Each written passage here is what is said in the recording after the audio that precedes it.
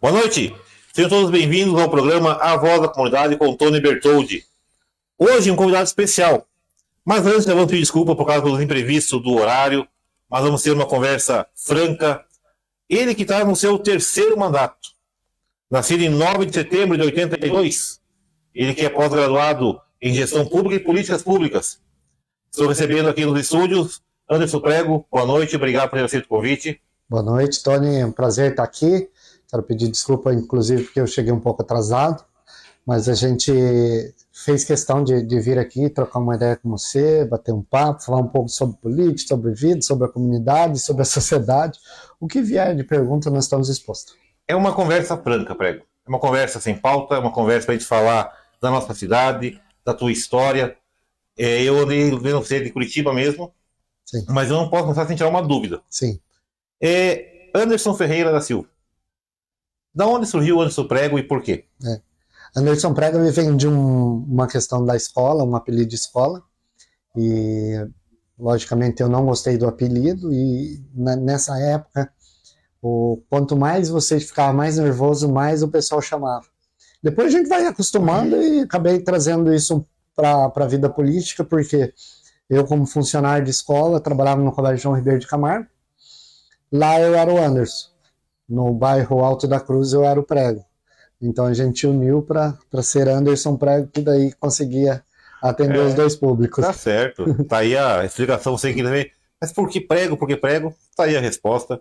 Prego, você foi eleito na última eleição 1.702 votos.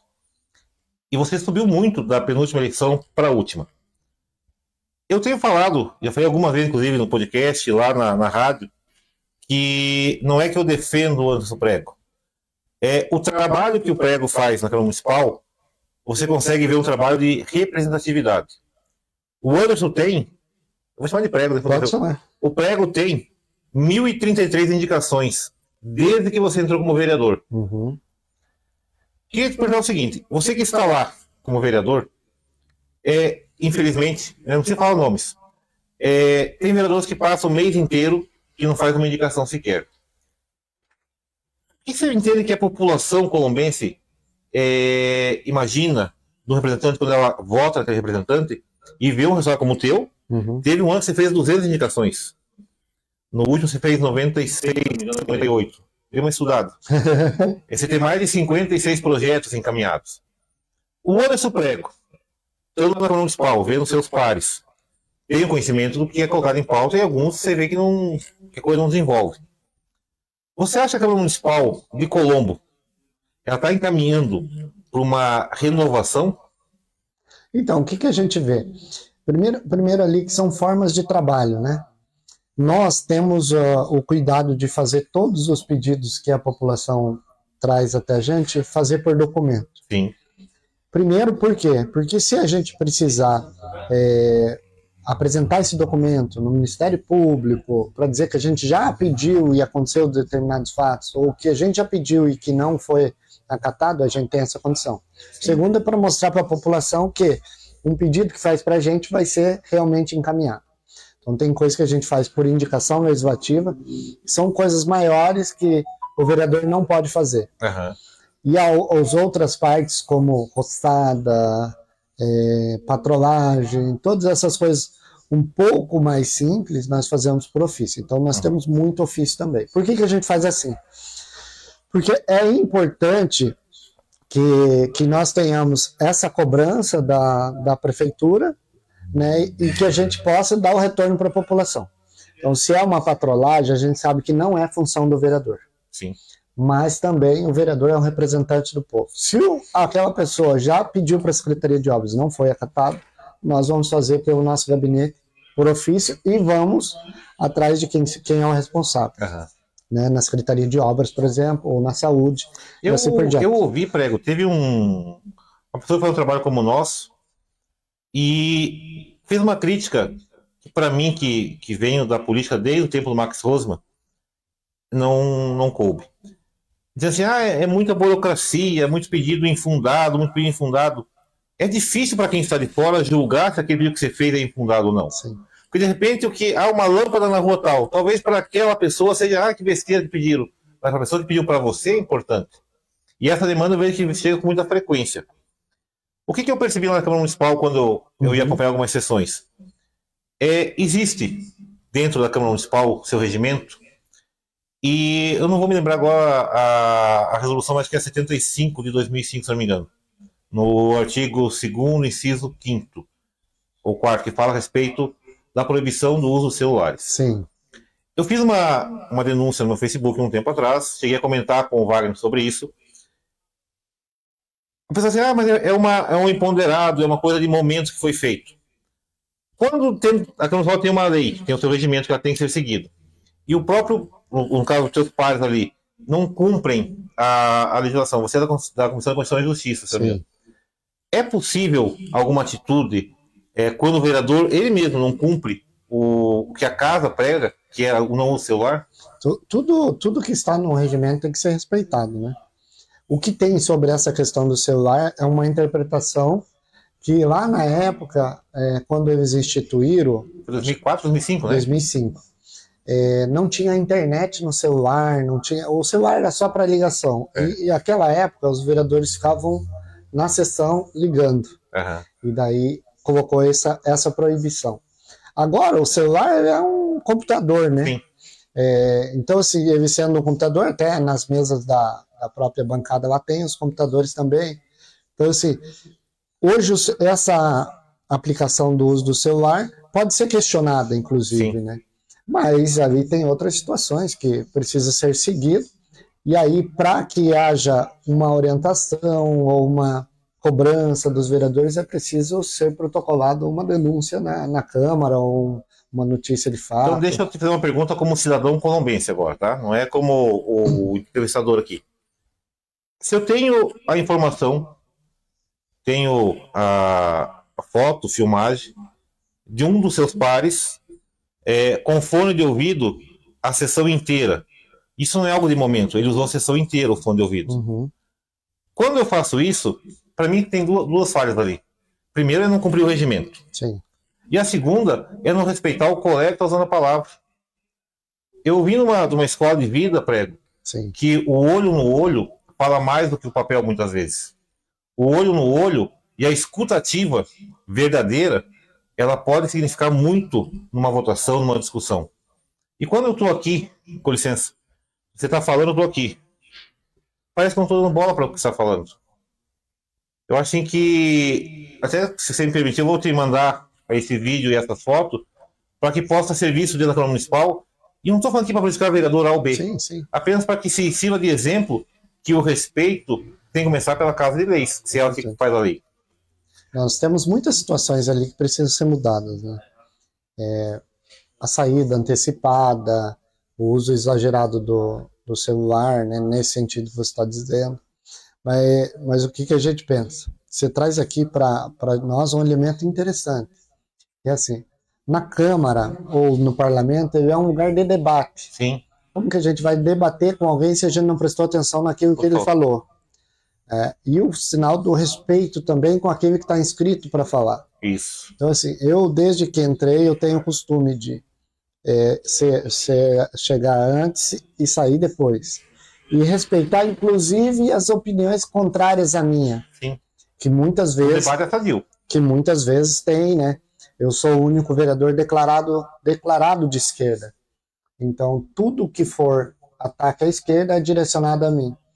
Você se inscreve para fazer o debate, se for, por exemplo, na explicação pessoal, e depois você não pode falar mais. Uhum. Então, é uma inscrição. Não tem réplica em explicação pessoal, que é aquele último fato. Então, se eu falo antes, tem 3, 4 ou 5 que podem me questionar. Que você já falou. E mesmo eu não podendo mais falar, eu escuto, anoto para retomar, para depois fazer o debate público ou também reservado. Dizer, olha, você errou, você acertou nisso aqui. E também publicamente para mostrar o que a gente pensa sobre aquele fato que foi trazido. Né? Prego, para aliviar já de começo, dos projetos que você apresentou na Câmara, até onde eu contei tinha mais de 54. Aí eu fui para as indicações que é um volume muito maior, fui dando uma olhada em algumas. Você como vereador, você acha que o projeto que você apresentou na Câmara Municipal, Claro que nem todos viraram lei, nem todos passaram, porque tem um período que você era oposição, depois, então, nem tudo se aprovou.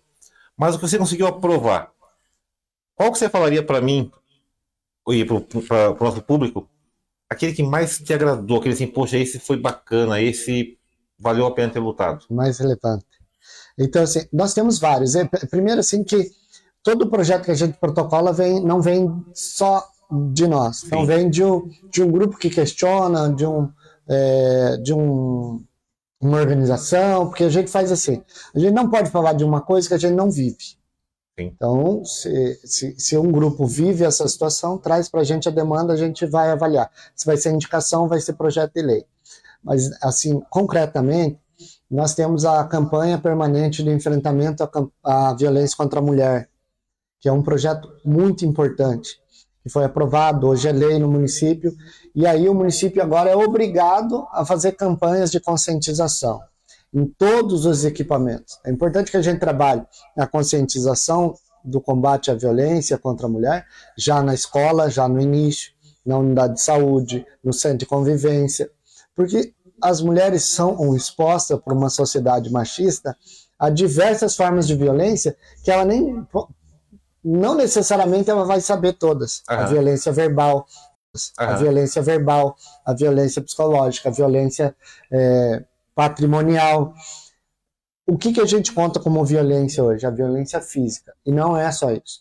Quando uma pessoa idosa, uma mulher idosa, tem o seu cartão retirado, cartão de pagamento retirado do benefício dela, e que não garante a autonomia dela, estou dizendo que não possa pegar esse cartão e comprar coisas para ela e tudo mais. Sim. Mas quando você se priva ela de ter esse acesso a uma violência patrimonial. Então, assim, essa campanha de enfrentamento à violência é muito importante. Recentemente nós aprovamos também o cadastro e a carteirinha para a pessoa com espectro autista. O CIP-TEA municipal. Por quê? Tem a estadual, e agora até nessa semana o presidente Lula sancionou a lei da carteirinha nacional. Mas o que acontece? Quando a gente vê que o Estado está burocratizando para que as pessoas tenham acesso a essa carteirinha, e o município pode fazer dentro da sua prerrogativa, nós como vereadores temos que propor. Então tinha uns limitantes, algumas coisas que exigia ali que não garantia que a pessoa tinha condições de ter essa carteirinha. Para que serve o cadastro? Um banco de dados para a gente saber. A pessoa com autismo, ela mora onde? Qual é o grau de estudo da família? Questão econômica. Porque a gente vai precisar fazer política pública para essas pessoas. Para dar o atendimento que de fato precisa. De fato que precisa, com qualidade e tudo mais. O que a gente faz normalmente? O que eu vejo no Brasil? Que a pessoa propõe alguma coisa para ganhar um destaque e não para resolver um problema. Sim. Então, nós precisamos desse cadastro para a gente saber se a política pública é só na saúde, porque esse é o nosso gargalo. Exames, procedimentos, terapias, esse é o nosso gargalo. Mas será que é só isso? Será que essa família tem condições de custear a alimentação, que muitas vezes é seletiva dessa criança? A vida é uma única alimentação, muitas vezes. Então, o que a gente tem que pensar? No todo dessa pessoa, e para isso precisamos ter um cadastro, um banco de dados sobre isso. E também a questão da identificação.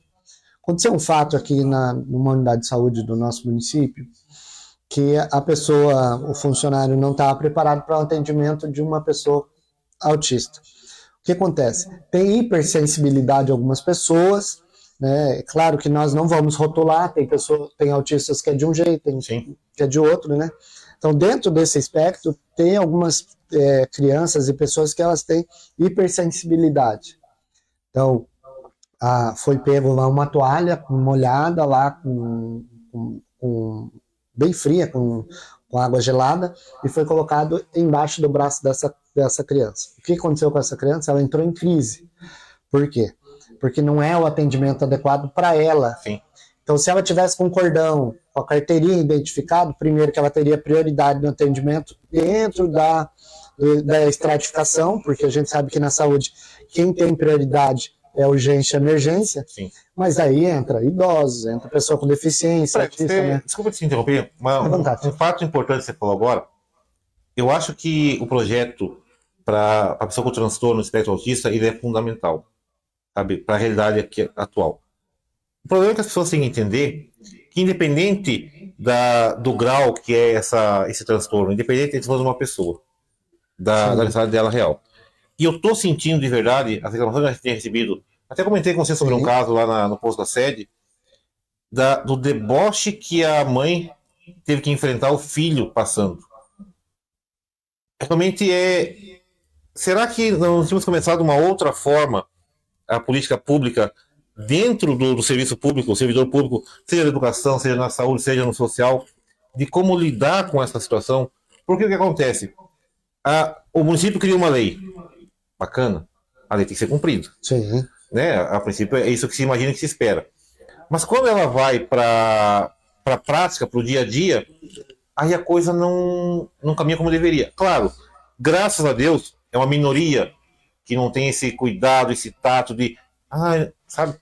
E um detalhe, você que me acompanha, ninguém está falando para ter pena, é para ter o cuidado que de fato ela merece. Respeitar o direito, né? Exatamente. Então acho que talvez fosse interessante, né? Eu acredito que exista um trabalho desse apresentado para fazer uma capacitação para esse tipo de atendimento. E que cada unidade tivesse uma pessoa capacitada, preparada para atender a criança ou adolescente que tem esse transtorno. Porque, de fato, Prego, é difícil você imaginar uma mãe chegar numa unidade de saúde e voltar para casa com o filho ou em crise, como aconteceu nesse caso, ou então, sabe, sendo vítima de deboche, sabe, não vou nem comentar aqui o termo que usar, porque realmente é pejorativo e é chato. Nós temos diversas negligências pessoais de alguns servidores, inclusive. Às vezes por falta de formação, às vezes por falta de entendimento. O que a gente tem que fazer enquanto legisladores? Nós temos que garantir a obrigação da formação continuada para esse servidor. Uhum. Então, o município ofertar uma formação continuada. Aí não se pode dizer mais desconhecimento. Então, não se afirma mais desconhecimento, porque teve uma formação adequada para isso. Então, quando a gente pensa na pessoa com espectro autista, nós temos que pensar ela integralmente, no todo. Sim. Porque ela vai estar na educação, vai estar na saúde, vai estar na cultura, vai estar no esporte. Então, toda essa gama de servidores tem que ser capacitado. Não adianta a gente dizer que um profissional da educação é bem qualificado para isso, sendo que a pessoa não vai só estar na educação. Exatamente. Então, nós temos também projeto de capacitação permanente para os servidores. É um projeto que vai agora para a CCJ também. Né? Então, assim, nós temos diversos projetos. Quando eu entrei, Tony, na Câmara, o pessoal me dizia assim, não vai entrar lá e fazer projeto de lei para nome de rua. Tá, eu falo, mas é tão simples isso, né? Aí a gente menospreza a necessidade de cada um no individual. Veja só. Para mim, também, eu tinha aquela ideia popular de que não precisava fazer. Né? Mas veja, quando você mora numa rua que não tem o endereço, que você não tem o CEP, que você não tem o número... rural de Colombo que eu diga, Fred. Como é que vai ter entrega de diversos materiais? Como é que o correio chega? Como é que uma empresa chega lá? Então, para a gente pode ser um negócio simples, mas só é simples porque a gente tem na nossa rua o CEP e o número qualificado. Exatamente. Então, assim, o que eu critico disso? Que eu acho que não precisa ser apenas feito por vereador. Ser uma regra, né? Tem que ser fazer aquilo, fazer aquilo. A prefeitura pode fazer via decreto, que é muito mais rápido do que fazer toda a tramitação do projeto de lei, que é interessante até para a população saber como é que chega, protocola a lei, o que acontece com ela, né? Então, tem uma certa burocracia necessária, inclusive, para analisar esse projeto de lei.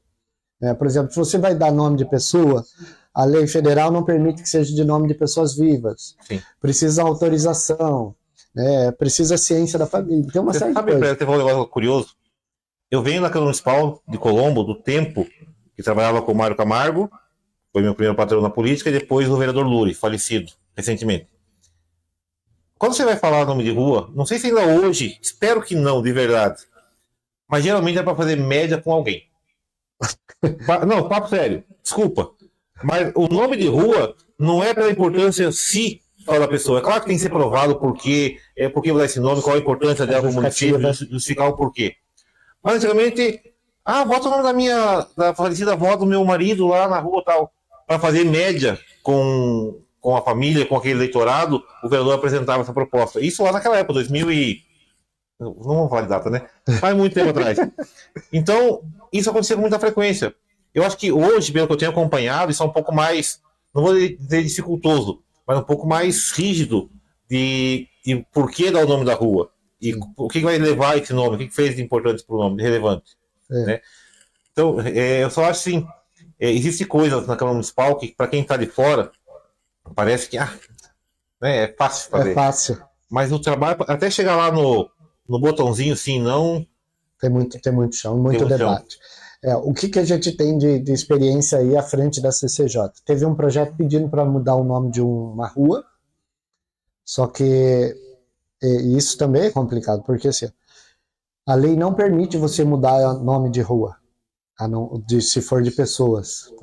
Ou dentro daquele bairro, todas as ruas serem de um modelo. Por exemplo, você vai no Jardim das Graças, nome de árvores, né? Monte Castelo Flores. Monte Castelo Flores e tal. Então, assim, já tem o porquê de ser isso. Então, pode ser mudado? Até pode, quando é assim, não é nome natural. Mas quando você propõe uma mudança de um nome natural, você ofende todo o processo anterior. Então, não dá para mudar. A história do que chegou até ali, né? E a própria legislação federal proíbe também mudança de nome de rua. O que a gente pensa? Tem que ter uma justificativa para isso. Então, dentro do bairro, pessoa, o que ela fez? Ela é uma fundadora. Né? A relevância dela, a importância dela. A relevância dela naquele local, naquele município, para que a gente possa apresentar o nome de rua. Ou um fato histórico, inclusive, né? Sim. Uma pessoa, a gente quer dar o nome de uma rua de Carolina Maria de Jesus. Porque a gente acredita que é um símbolo muito interessante da nossa literatura, de uma mulher negra que foi excluída, que estudou até os 2 anos. Então eu vou colocar isso no papel, vou dar isso. Desculpe a minha ignorância da pergunta. O debate não pode ficar apenas em nome de rua. Sim, é isso que eu te pergunto agora. Eu vi, recente inclusive, foi acho que há 1 mês, 2 meses atrás, a mesma dinâmica para a troca de rua, ela se aplica para a troca do... Eu tenho lá a creche... vamos lá, Semente de, por exemplo. Aí eu quero botar o nome de uma outra pessoa. A alteração de nome de um prédio público, de um espaço público, tem o mesmo procedimento, tem o mesmo trâmite ou é um pouco mais complicado? É mais complicado, porque assim, quando você muda o nome de um CMEI, por exemplo, toda a documentação daquele CMEI vai ter que ser mudado, o estatuto, tudo mais, e daí gera o quê? A escola tem que ir lá no cartório, mudar, fazer novos documentos. Então isso tem um custo alto também. Sim. Né? Quando é um nome, vamos dizer assim, por exemplo, tem no Monte Castelo o Chapeuzinho Vermelho. Se lá eles quiserem dar um nome para uma homenagem a uma pessoa relevante, eu acho importante, inclusive. Sim. Só que tem que ter vínculo.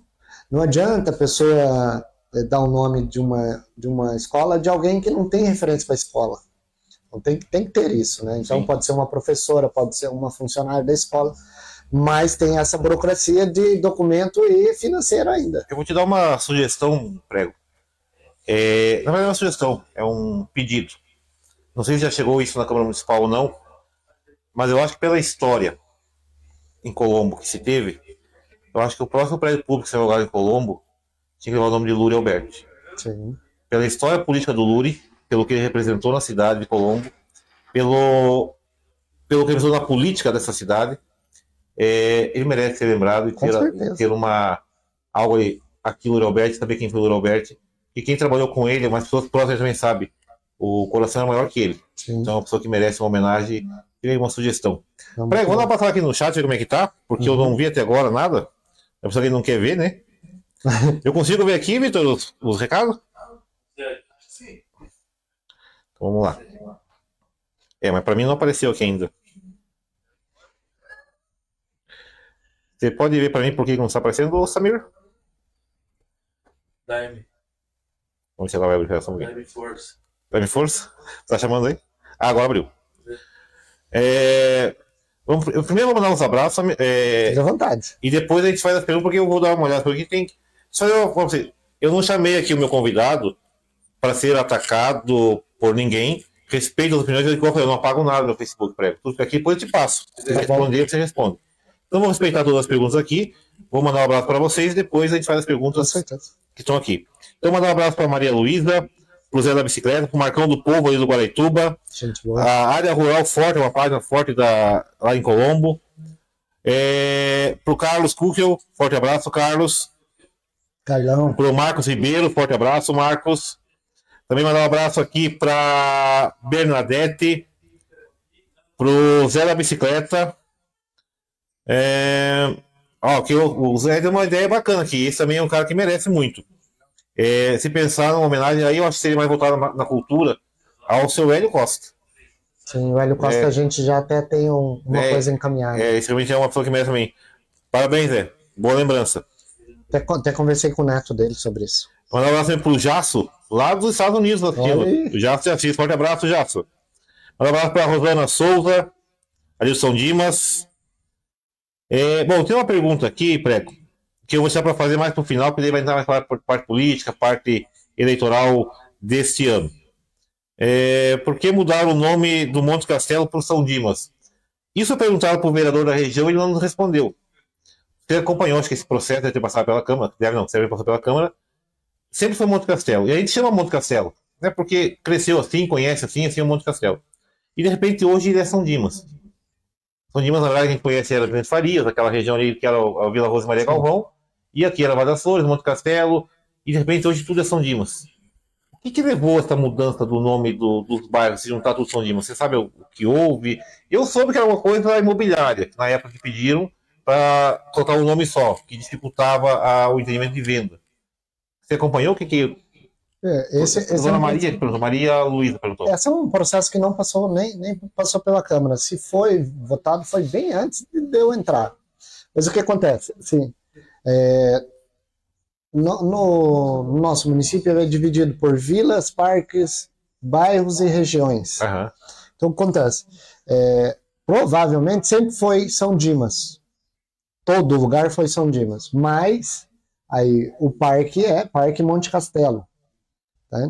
E a Vila Rosa Maria Galvão. E a vila também. O que acontece hoje? Não é que mudou o nome, é que o pessoal está chamando pela região e não pela vila, pelo bairro, entendeu? Viu? Você me acompanha? Quando eu falo Monte Castelo, não estou errado. Então, não continua sendo Monte Castelo. Continua sendo Monte Castelo. O pessoal me critica porque eu falo Monte Castelo. É São Dimas, você tem vergonha. Não, eu cresci conhecendo Monte Castelo. Sim. O Castelo não tinha asfalto, a gente botava sacolinha no pé para poder subir aqui a rua principal, para poder pegar o ônibus. Então, viu? Não estou errado, tá? Não, continua a mesma coisa. Prego, deixa eu fazer uma pergunta agora, curiosidade minha, como Tony Bertoldi. Digamos que eu seja um empresário da construção civil. Uhum. Existe em Colombo, né, o plano diretor, que é ele que gere, né, o futuro da cidade, o que vai ser feito, ou o que se sugere que seja feito. Eu sou um empresário da construção civil e quero construir um imóvel na cidade. Quero construir um condomínio aí de 10, 15 andares. Não posso. Ou posso? Ainda não. Com 10 andares ainda não. O que permite em Colombo? Mas assim, ó, nós aprovamos recentemente a ortogonerosa, que é um debate interessante para a cidade melhorar. Acontece. O plano diretor vai dizer aonde você pode construir mais pavimentos. Eu quero construir no Monza. O que acontece? Se lá tem a infraestrutura de água, esgoto, se a energia vai aguentar esse empreendimento, então tudo isso é visto. Tá. Então lá no Monza é permitido lá 6 andares, por exemplo. Eu não tenho de cabeça qual que é, mas posso até levantar. São 6 andares que é permitido. Você pode comprar, então, mais 6 andares de ortogonerosa. Pode? Pode. Entendi. E eu, que moro ali do lado ou no mesmo bairro, que eu não quero fazer prédio no meu terreno, eu posso vender para você o direito de construir, que é essa ortogonerosa. Então aí você passa naquela região a ter prédios maiores, né? Mas garantindo o quê? Tenha um limite de população naquele bairro. Por quê? Porque é por causa da infraestrutura, escola, unidade de saúde, para não sobrecarregar tudo isso. Então é por isso que ainda tem alguns limites. Eu tenho visto, sabe por que eu fiz a pergunta? Porque a gente ouvi muito falar isso, né? A 8ª cidade do estado do Paraná, 250 mil habitantes. Aí você vê cidades mais novas que nós aqui, com prédios, porque hoje o projeto futuro é verticalizar. Sim. Vamos fazer prédio. E Colônia não vê isso. Aí teve um debate que eu acompanhei até na Câmara presencialmente, no outro eu vi pelo YouTube. Que foi um debate amplo, que é 4 andares, vai para 6 andares, como é que vai funcionar e tal. E aí vem a pergunta que eu quero te fazer agora. Sim. Quando eu, como empresário, tá, eu não consigo fazer um prédio de 6 andares, e eu tenho um hospital que são, pelo que está sendo divulgado, 7 pavimentos. Eu sei que existe uma diferença multifamiliar, empresarial, industrial, existe uma diferença no próprio plano diretor. Por isso foi aprovado 7 andares para o hospital e eu só posso construir com 4 andares? Ou o que existe de diferença? É que depende muito da região também. Tem regiões que vai... Por isso que eu falei Monza, porque seria na mesma região, para ter alguma ideia. Porque tem regiões que vai permitir agora, a partir de agora, construir mais andares. Né? Não é que você não pode construir assim, é que você tem um limite de ocupação de população naquela região. Então pode ser que ali permita-se construir hospital com mais andares, construir, é que ali não é uma área mista, né, mas assim, outros tipos de imóvel. Né? Mais residência é limitado. Por quê? Porque, por exemplo, a Rua Princesa Isabel, se encher aquela rua de prédios ao lado do hospital, por exemplo, nós não vamos ter estacionamento, quando o morador deixa na frente da casa, daí vai ocupar todas as vagas, vai virar um caos no trânsito como um todo. Na região. O que a gente tem que pensar do ponto de vista de legislação no todo, naquele bairro se comporta ou não comporta determinados imóveis de residencial, por exemplo. Aí sim. É para não ter também um crescimento ordenado, né? Isso. Precisa ter uma organização, tem uma linha, né? A ideia é essa. Nós vimos uma coisa que aconteceu em Colombo, que foi assim, até, não foi na minha época, mas assim, que a gente viu, aquele na Bel Escociato. São 45 torres. Sim, lá perto da Vila Rica, para cima um pouquinho ali. São 45 torres com não sei quantos andares, que vai todo mundo desafogar ali na Bel Escociato. O que acontece com o trânsito? Né? Vira um caos. Bem no trevo do Atuba. Então, vira um caos em determinados horários. Claro que não é só por causa dos moradores ali, mas pelo fluxo de toda a região. Então, cada projeto ele tem que ser analisado dentro daquilo que o município tem de suficiência. E aí vai de infraestrutura ou vai de fluxo mesmo. Eu acho assim, Prego, li uma lei, se eu não estiver enganado, ou é a 877 ou 875, que fala sobre obras, né? Tipo, você vai fazer uma obra, você não pode deixar tal coisa atrapalhando... Código de obras. Código de obras, exatamente. E essa lei, ali do lado do hospital, não está sendo cumprida, porque eu recebo toda semana vídeo de denúncia do serviço. O morador consegue entrar em casa. Sabe? Ou é por uma situação que deixam a rua, que os caminhões passam ali. Eu sei que é uma obra grande, gigantesca, necessária, mas a condições para o morador não se cumpre a lei que foi aprovada lá atrás. Isso é um grande erro, porque assim, todo e qualquer empreendimento sendo construído no município, ele tem que respeitar a legislação. Sim. Então, mesmo quando você vai fazer um asfalto, uma pavimentação, né, de um asfalto ali, que não deixa a entrada da casa da pessoa, mesmo que esteja trabalhando ali. Exato. É errado. A lei diz assim, que toda obra tem que garantir o livre acesso do morador à sua residência. Um caso ou outro, tudo bem, que a gente pode observar caso a caso, mas na maioria, tem que deixar a entrada. Então, ali também independente se for público a obra ou não. Independente. Porque assim, a empresa que está construindo ali, quem está construindo essa infraestrutura do hospital é uma empresa terceirizada. Sim. Então, assim, a obra... for responsável, não responsável, mas for responsável. A obra é pública, mas a execução é privada. Então, assim, tem que respeitar. Se fosse a prefeitura construindo, tem que respeitar do mesmo jeito, porque tem que, inclusive, dar um bom exemplo, né? Então, para você que me acompanha, você que é vereador, que divide plenário com o Prego ali, que eu já vi alguns vereadores lá com o chapeuzinho, passeando pelo hospital, ande ao entorno e faça cumprir a lei. Seria bom. Prego. Quero falar com você sobre um assunto agora que nós até comentamos, né, em outros momentos, que é sobre a Lei Pétala. Essa lei que é 23.100 e não vou lembrar o número da cabeça agora, mas é a lei que dá direito ao acesso ao remédio à base de canabidiol. Nós temos, pelo menos, ao meu conhecimento, um caso em Colombo de uma família que continua lutando, lutando. Já teve causa ganha através do Ministério Público. O município de Colombo recorreu e a família não está recebendo remédio. Continua gastando R$ 2.300 todo mês, porque foi o médico que avaliou o jovem, entendeu que aquilo consegue manter o jovem vivo, aquilo consegue dar ao jovem uma condição de vida melhor, e o município de Colombo não entendeu e não cumpriu a determinação judicial. Por que eu entrei no assunto da Lei Pétala? É para puxar um assunto das leis como um todo. Sim. Eu acho que existem tantas leis em Colombo, tantas leis, eu não tenho números exatos, mas sei que são muitas leis. Não teria como organizar, através da Câmara Municipal, de forma mais ordenada essas leis, tipo educação, caderno de leis de educação, um caderno de leis do social, caderno de leis de obras. Para quando eu quiser falar sobre aquilo, eu vou lá e procuro e acho aquilo. Eu vou dizer, Tony, vai no Google e procura. Não é tão simples assim. Assim, as leis precisam ser mais fáceis, de fácil entendimento do povo. Sim. Porque, poxa, igual você tem lá, já pensou se todos os projetos de lei tivessem aprovados? Seriam 50 e tantos projetos de lei aprovados. Será que todas as pessoas têm conhecimento dos projetos de lei que o Anderson Prega aprovou? E quando se trata da lei também, não, o cidadão não pode alegar desconhecimento. Exato. Por isso que é aprovado por representantes do povo ali, né? É que a lei, né, Prega, você que está ali, você sabe bem o que eu vou falar agora. Ela existe no decorrer do caminho dos anos uma resolução que já altera quase boa parte da lei.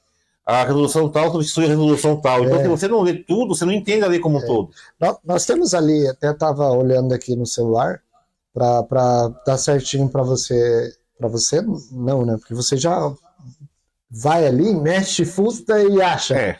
Mas assim, para a população mesmo saber, né? Sobre essa questão. Nós temos um site que é leismunicipais.com.br, que a Câmara ela tem um contrato com esse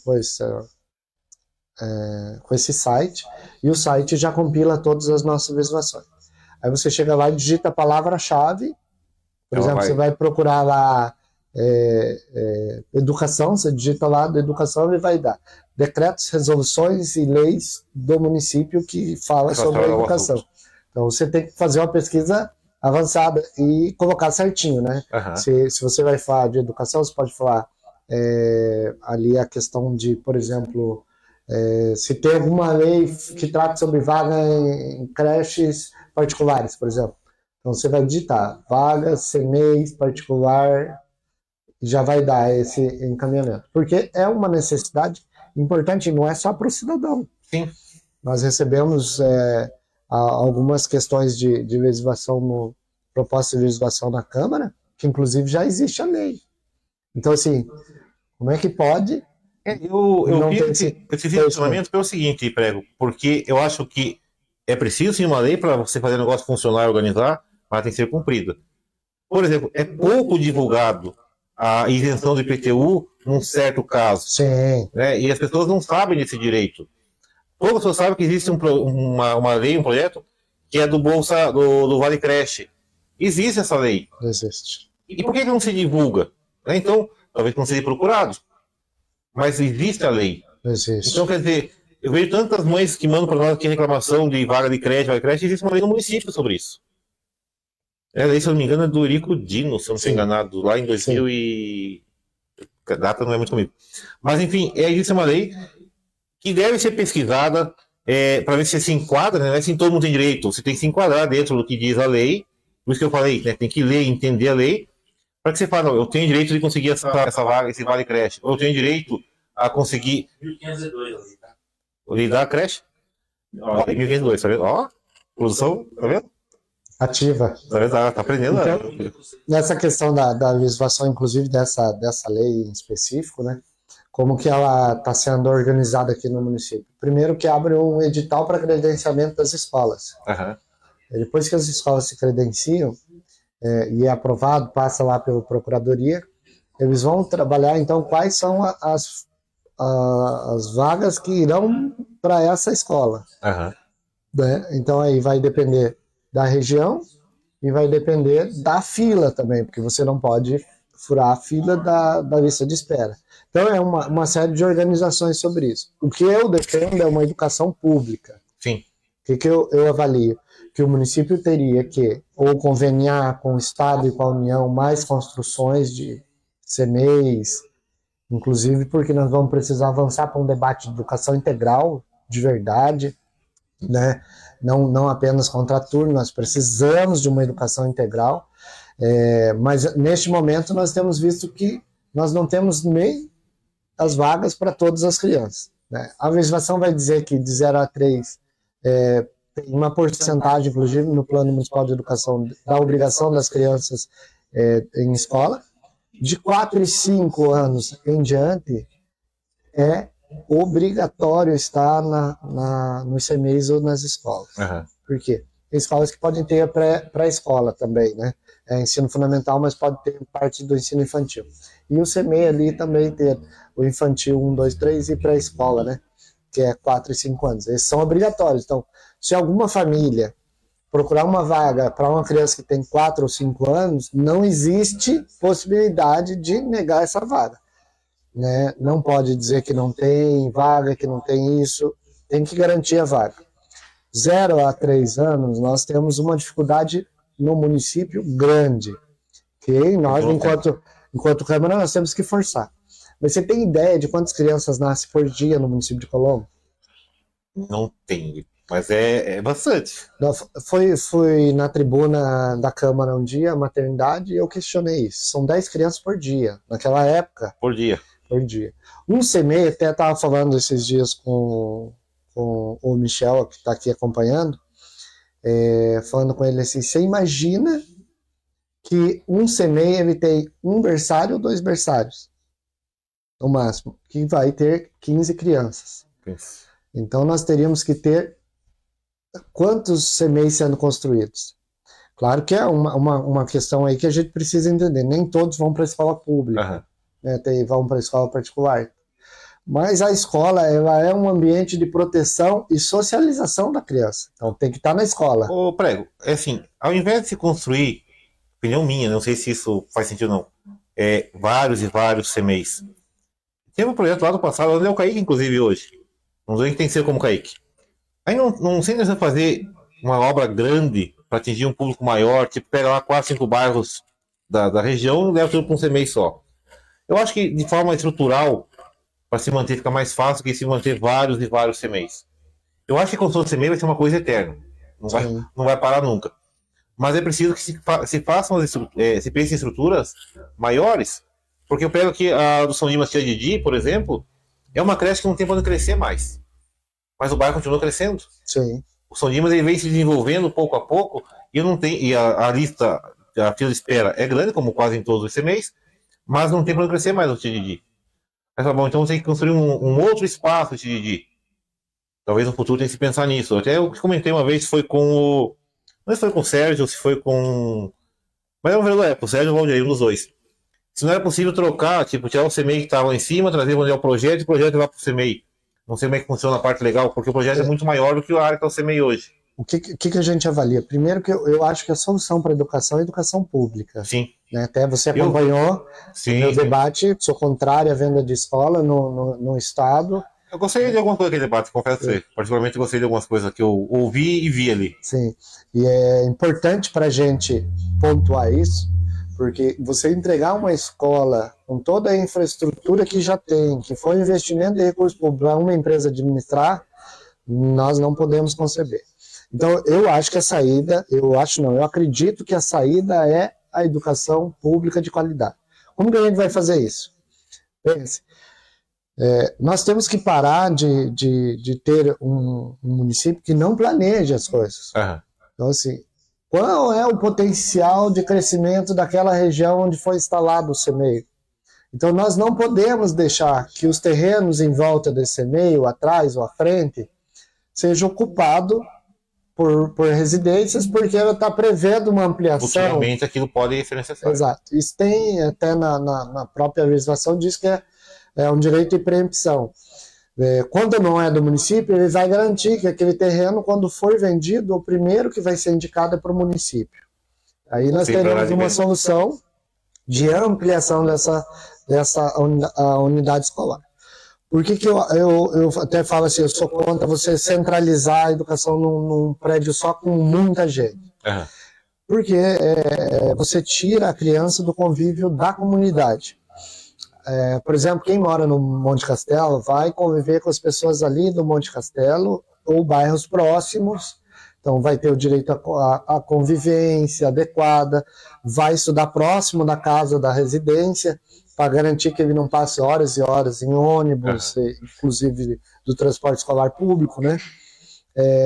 Para garantir que ele tenha esse acesso. Quando a gente centraliza, nós vamos diminuir o valor, talvez, de construção de algum imóvel, mas nós vamos aumentar o valor do transporte público, que é muito caro para ser feito.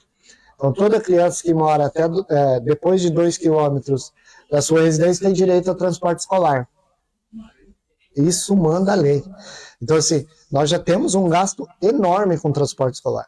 Agora, a gente precisa também garantir que, né, as crianças não sejam colocadas em números maiores dentro de uma sala de aula, que daí você prejudica o professor e adoece o professor. E a qualidade do ensino também não vai ser o que se espera. Você não garante a qualidade, adoece o profissional, que vai precisar se licenciar para se cuidar.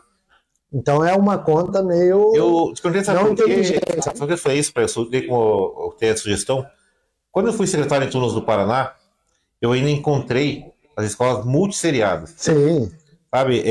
E nas áreas rurais, muito distantes. Por mais esforço que os profissionais lá faziam, tentavam, imagine. Talvez você não saiba disso, você que me acompanha, que é mais novo aí, com 20, não vai saber disso. Uma fila, 4ª série, 3ª série, 2ª série, 1ª série. Na mesma sala de aula. Na mesma sala, né? Isso acontecia em turnos do Paraná. Sim. E em conversa com a prefeita lá da cidade da época e com a equipe da educação, a gente conseguiu acabar com isso. A gente trouxe tudo para a colônia Marquês de Abrantes, que era a escola central. As rurais mais perto do centro, a gente trazia para o centro da cidade. Nós ficamos com 2 escolas. Turmas deu um salto no IDEB, sabe, muito alto nos 4 anos da prefeita doutora Nali. Uhum. Com essa simples mudança. Aí eu falo assim, pô, de repente é a questão de estrutura, talvez não seja legal. E a gente sabe que muitos CMEs em Colombo foram construídos na época da UPRA ainda. É melhorado aqui, mas ainda é uma estrutura arcaica. Precisamos de mais construções. Precisa um pouco mais de estrutura para que a pessoa enxergue, não. Aqui tá legal, aqui tá bom. Prego, dá uma passada no chat dos teus amigos aí que estão acompanhando. Aí as perguntas nós fazemos já. Fique tranquilo, vamos perguntar o seu amigo aqui a Leonilda Brandão. Preciso mandar um abraço para ela, que eu comentei sobre ela no podcast passado, que a Leonilda, ela tem um lado político, e eu respeito, e é minha amiga de Facebook há muito tempo. Algumas pessoas brigam, por causa de política.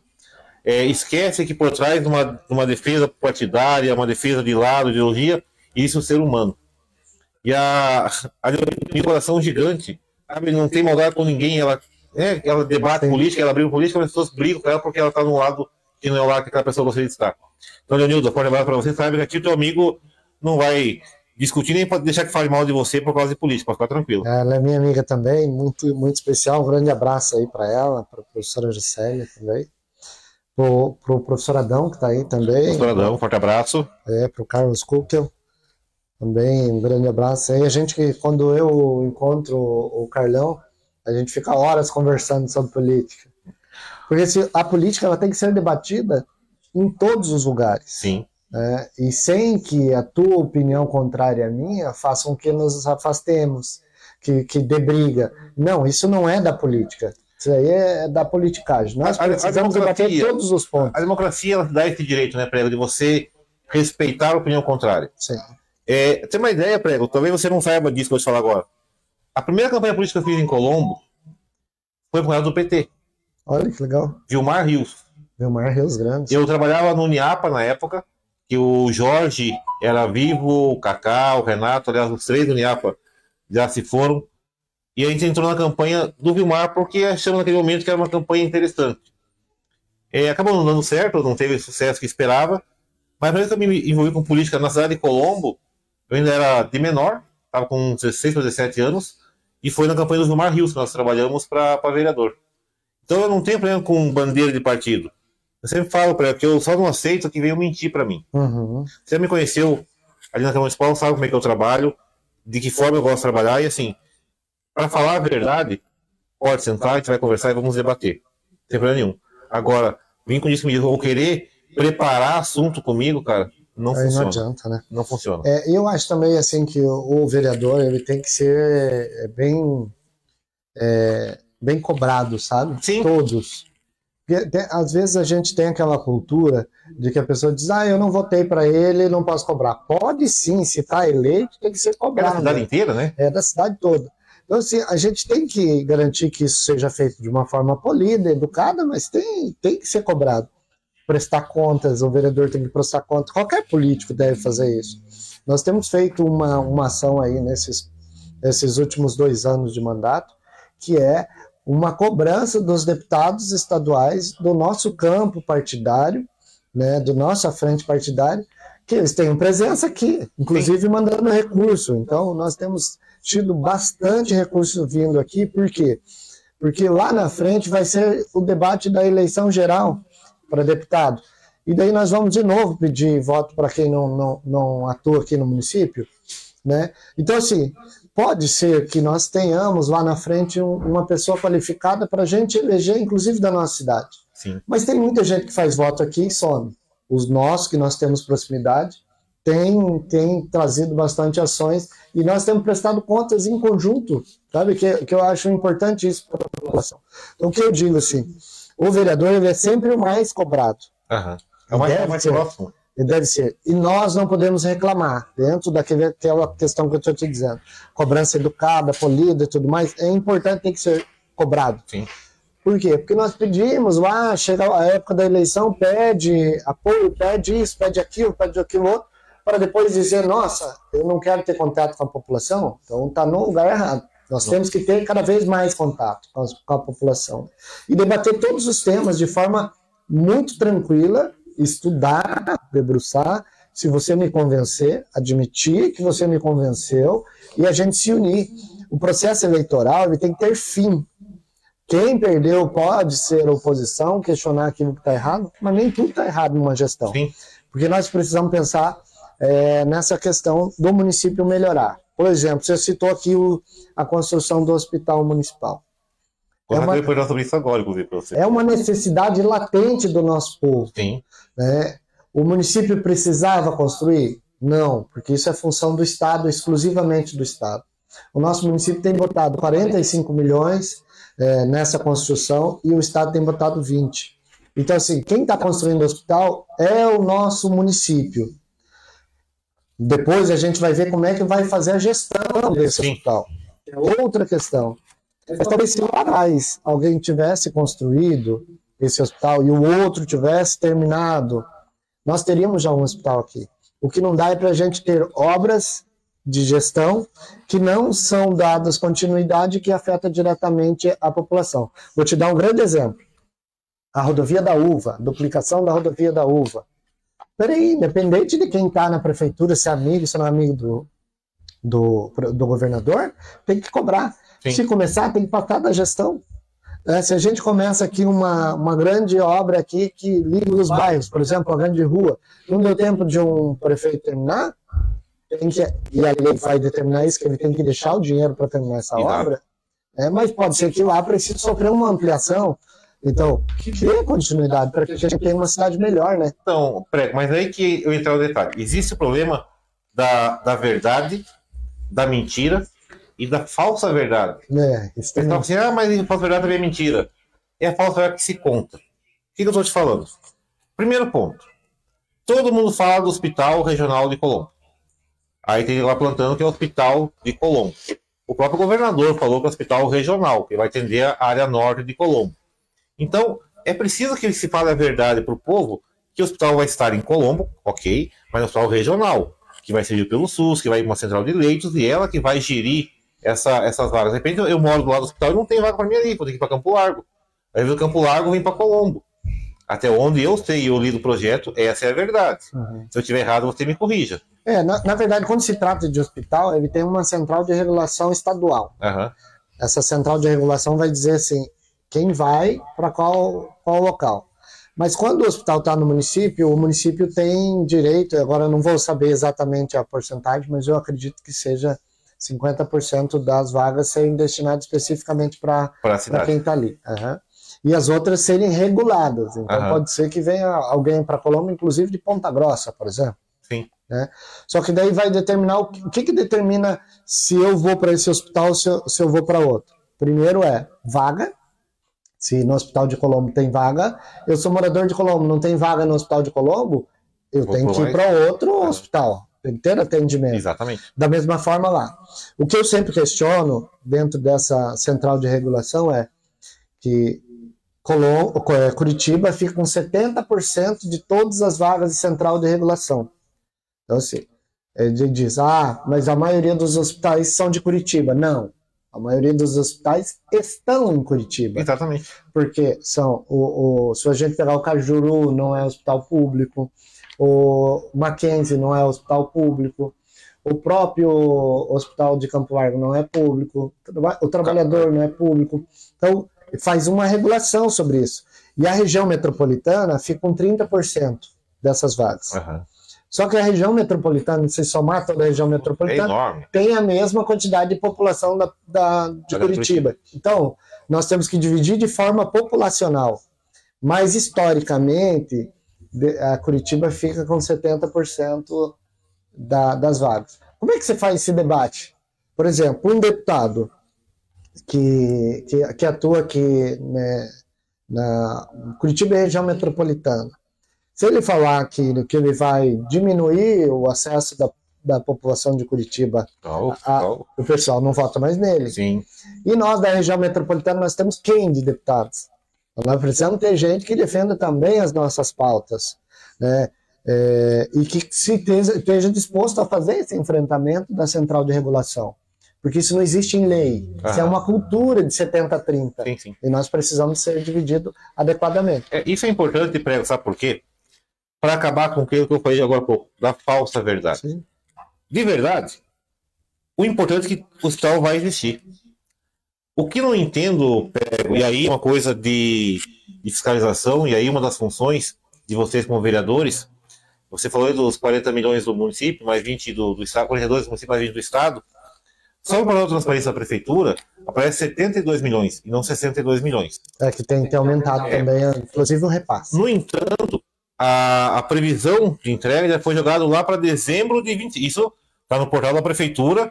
Antes de se cumprir a lei, que tem que tirar o portal do ar, né? Que você não divulga ali as informações. Dia 6 de julho a 6 de outubro, se não me engano, que eu saio do ar as informações. Antes disso, eu fiz a retirada dos documentos. E estava lá, a previsão de entrega, dezembro de 25. Entrega da estrutura. Então, a empresa que está conseguindo entregar, a princípio, se tudo correr bem, esperamos que aconteça assim, em dezembro de 25.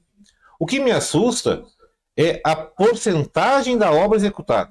Uhum. Lá está marcando 37%. Ele está falando que a gente vai mais um ano inteiro, e já está há um certo tempo caminhando. Eu não sei se a gente vai chegar em 2025 com esse 100%. Porque eu estou falando de obras da Prefeitura, são 47 obras no portal da transparência da Prefeitura de Colombo, aonde a obra que mais está adiantada está com 32%. Uhum. Como é que funciona? É porque assim, tem várias etapas da obra também É uma medição que ela paga, certo?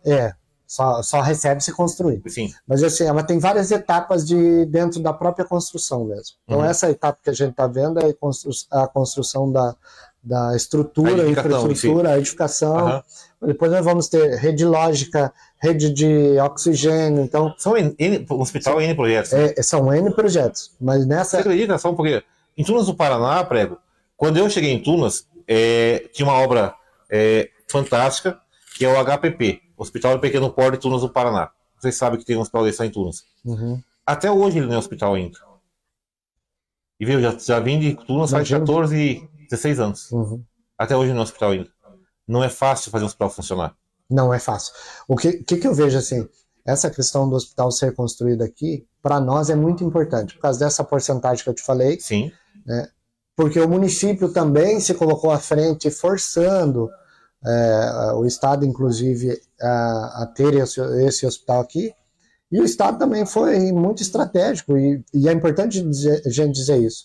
O Estado precisa participar aqui, Claro. está participando dessa obra, né? Porque o município, quando ele diz assim, olha, nós vamos construir, precisamos de ajuda, é muito importante. Então, o que eu acredito dessa questão? O pessoal diz, o hospital é ou não é de Colombo? O hospital é de Colombo, porque ele está sendo construído com recurso, boa parte do recurso de Colombo, então é de Colombo. Como vai ser a divisão dessas vagas? A gente já falou sobre isso. Quando vai ser o prazo de entrega? E daí nós temos muita dificuldade de previsão disso. Sim, mas, aí questão de tempo, climáticos pode as intempéries. atrapalhar. Mas eu moro ali do lado, tá evoluindo bem. No primeiro, são dois prédios. Uhum. O primeiro prédio vai para o 7º andar agora Essa laje, né, vai ser feita agora. Da laje, isso. Depois agora vem com tijolos, essas questões aí. É muito rápido de ser feito. Uhum. Daí nós vamos para outra etapa, que é essa etapa de tubulações, que já tem até, inclusive, algumas coisas ali dentro da estrutura. Mas essa aí eu já não sei quanto que demora, né? Uhum. E eu espero que não demore, porque pelo prazo lá é muito sonhado, né? Então, e vamos falar, é uma obra grande, né? Depois nós vamos ter que equipar. Se você fala que para construir lá para Domingos Marini foi pedido 1 ano para fazer aquela rua, ou seja, que está faltando, você também vai fazer um hospital, né? Então, se está marcado 2025, Tony Bertoldi, até falei isso lá no começo do meu podcast, que talvez passaria mais 2, por quê? Mais 2 anos. Depois de tudo isso, depois de construir, depois de equipar, ainda precisa credenciar. O crescimento no SUS, realmente, ele é muito exigente, exige muita coisa para que se credencie um hospital no SUS. Haja visto São Rafael. Sim. A dificuldade que foi para poder começar a atender. O que é interessante de um hospital novo? Porque assim, o credenciamento também vai depender se as estruturas estão adequadas com o que preconiza a lei do SUS agora, né? Uhum. Então, por exemplo, o nosso PA do Maracanã ficou várias gestões sem credenciar. Foi credenciado agora, né? Teve que fazer algumas adequações no prédio lá, porque já não comportavam o projeto do SUS. Quando você trata de um hospital novo, partindo do zero, o projeto já é para o hospital dentro do que determina as legislações, a BNT, né, o próprio SUS e tudo mais. Então, o que a gente observa nisso? E assim, ao contrário do que muitas pessoas falam sobre o hospital, eu acredito que vai ser rápido. Uhum. Eu tenho essa, não sei se é sonho, mas assim, eu tenho acreditado e tenho acompanhado, diversos dias eu tenho ido acompanhado, a gente não posta sempre quando a gente vai lá, porque também não é uma coisa assim que, né, para ficar todo dia tá nisso, né? Mas assim, o que a gente observa? A construção está indo rápido. Depois nós vamos ter essa questão do equipamento, que pode ser que os deputados federais ajudem muito, inclusive. Sim, espera-se, inclusive, né? E o SUS, né, o Ministério da Saúde, vai ajudar muito também, mas precisa o Estado ajudar também com equipamentos. E assim, nós vamos ter que ver também o que vai comportar esse hospital geral. Quais são as especialidades médicas que serão atendidas ali. Mas é uma obra muito importante aqui, a gente tem que ter entusiasmo nisso. Eu vou te fazer uma pergunta, se não quiser responder ou não puder, fique à vontade, não se comprometa, porque eu sinto você como convidado. Eu não sou piolho, vai pela cabeça de ninguém. Uhum. Fale isso, pergunta aquilo, faça isso. Não sou. Mas chegou para mim um comentário, e a minha vida é um pouco corrida, não consegui ir ver isso a fundo. Verificar. Uhum. De que a obra do hospital estaria embargada. Uhum. Ou sofrido um embargo. Isso é verdade? Isso é boato? Se houve, o que houve de fato? Aconteceu um acidente num hospital, se eu não me engano, eu não lembro aqui, é no Paraná, mas eu não lembro o que aconteceu. Então, moveu-se o Ministério do Trabalho para analisar todas as construções dos hospitais, porque esse município também está construindo um hospital e teve um acidente. Então, quando eles vêm o Ministério do Trabalho vem para dar uma analisada, eles também constataram que aqui precisava melhorar algumas coisas do ponto de vista de segurança do trabalhador. Não tem nada a ver com a obra. Entendi. Tem a ver com a segurança do trabalhador. E aí, eles deram um prazo para que arrumasse essa questão. Então, especificamente ali, eu não sei o que é, sabe? Mas é alguma coisa ligada a isso, eu não sei se é um elevador, alguma coisa assim. mas a obra não chegou a ser embargada, como diz. É importante essa fala do Prego, é o seguinte: Prego, você é o único político dessa cidade de mandato que aceitou sentar conosco e conversar. E não foi porque, não, nós convidamos o Ratinho, convidamos o Marcos do Monte, convidamos o professor Roger, convidamos o prefeito de Colombo, convidamos a secretária municipal de saúde. Ninguém quis sentar conversar conosco. E quando você não vem falar a verdade para o povo, você deixa a margem para porque falam, porque deixam, porque acham, porque falaram, porque disseram. É que nós não temos mimimi. Aqui é verdade. Você fala assim, lá na Câmara eu falei para vocês, inclusive, uma vez, a gente é passado pela verdade e pelo respeito. Sempre. Sim, com certeza. Jamais eu vou chamar aqui se fosse o Helder na minha frente aqui, não ia respeitar de forma nenhuma, como não respeitei a ex-prefeita Beth Pavim. Mas com mandato nesse ciclo de 4 anos, você é o primeiro que aceitou sentar aqui. O que eu fico, desculpe o termo, você que está me acompanhando, o que eu fico puto da cara é com a mentira. Sim. Eu tô com um áudio de um vereador aqui, colega seu de partido, que mandou um áudio para mim dizendo que não poderia participar de podcast, porque abriu o pré-eleitoral, que podia comprometer ele e queria fazer as explanações dele dentro da Câmara Municipal, que ele é de direito. Porém, na última terça-feira, ele estava num podcast, aqui mesmo, no estúdio que eu trabalho.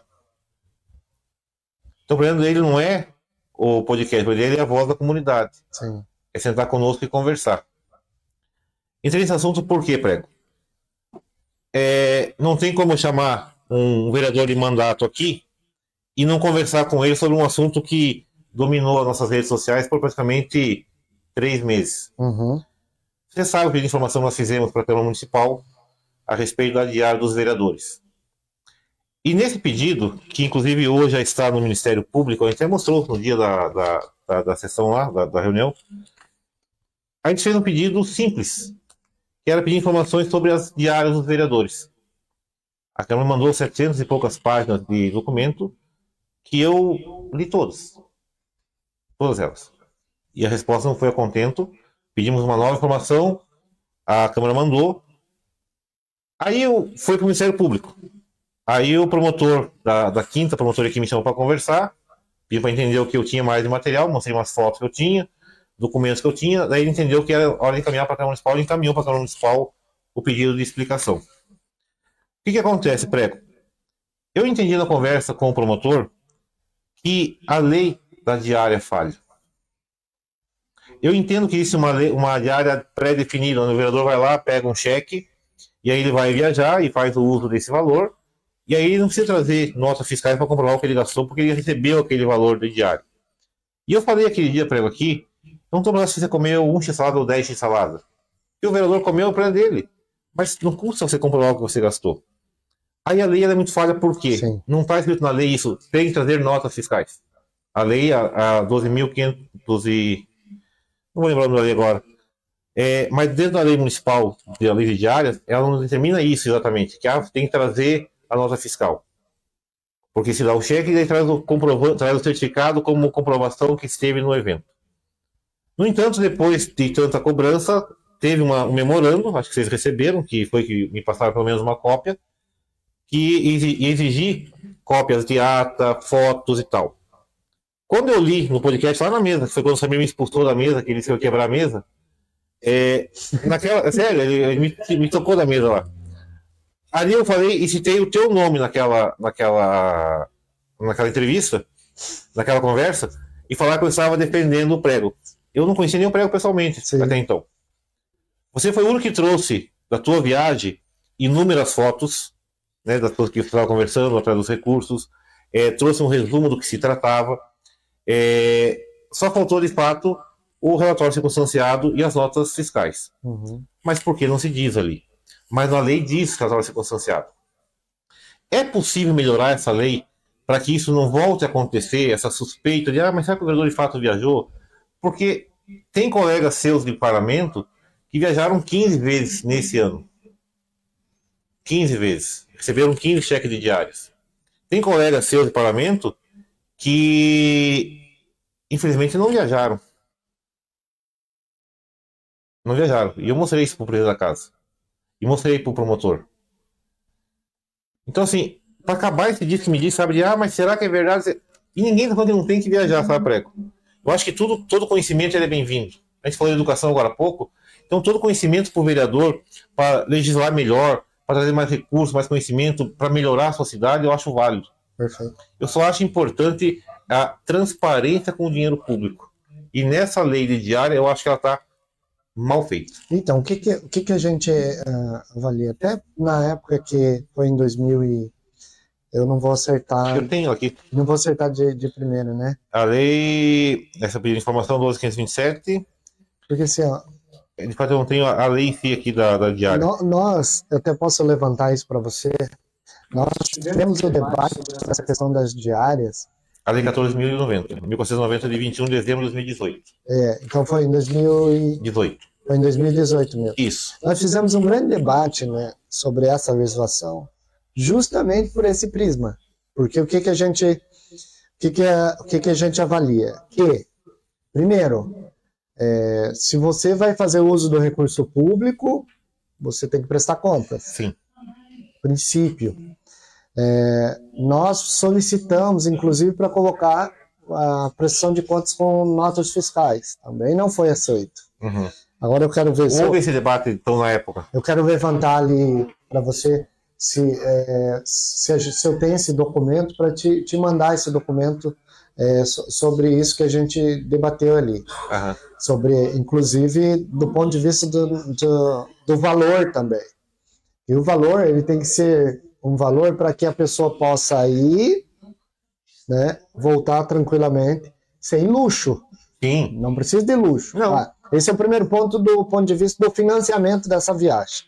Que eu penso, então, tem que ter nota fiscal, tem que ter comprovação, você tem que dizer o porquê que você está indo. Que bom que a gente não está errado no pensamento, então. Porque, assim, ó, não é uma viagem de turismo, é uma viagem de aprendizado, ou ele é uma viagem de encontro com liderança que você vai cobrar para que dê uma olhada para a tua cidade. Então, é ministros,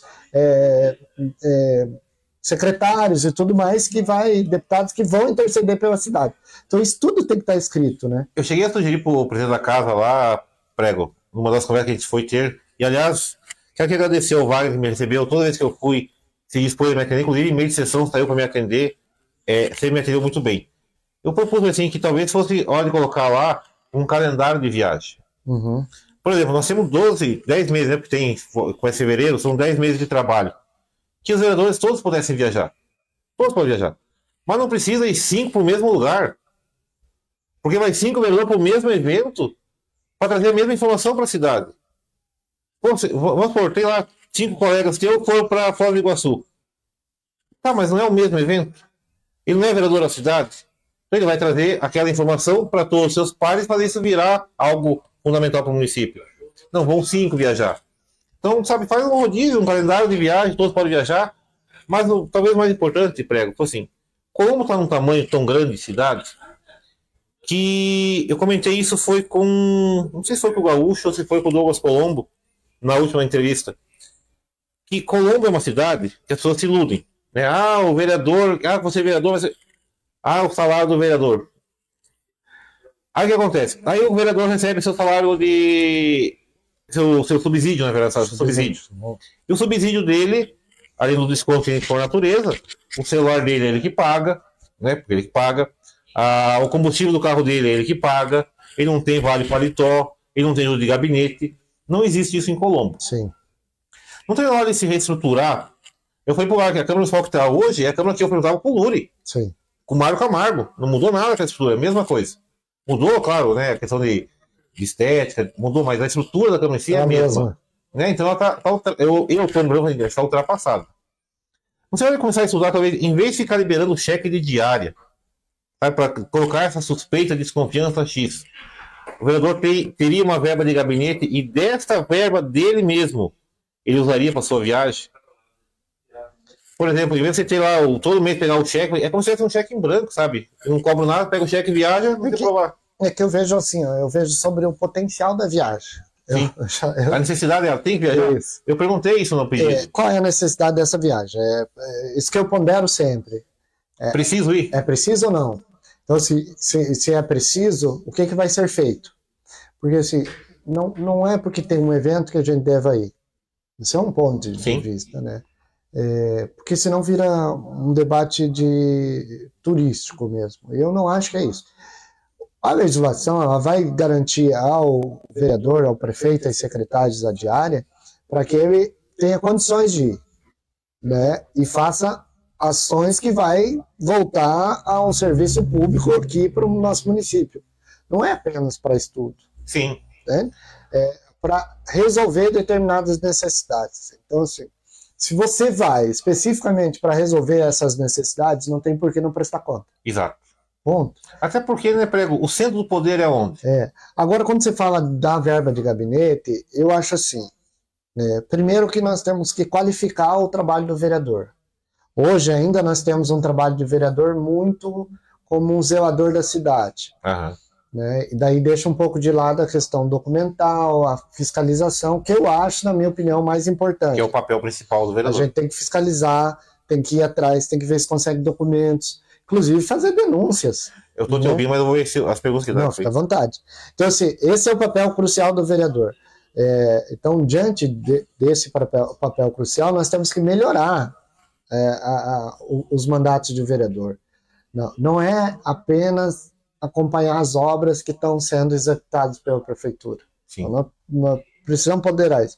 Eu não sei se a população está preparada para votar para alguém assim, que vai ser mais técnico. Eu respeito qualquer forma de vereador, porque assim, não existe um vereador melhor que o outro.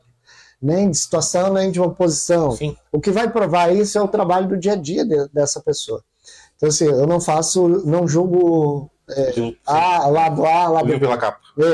Eu acho que tem que desempenhar e tem que prestar conta para a população. Isso é o mais importante, né, diante desse debate. A qualificação também é importante, que a Câmara oferta a qualificação para o vereador. Mas daí nós podemos ter outras estratégias.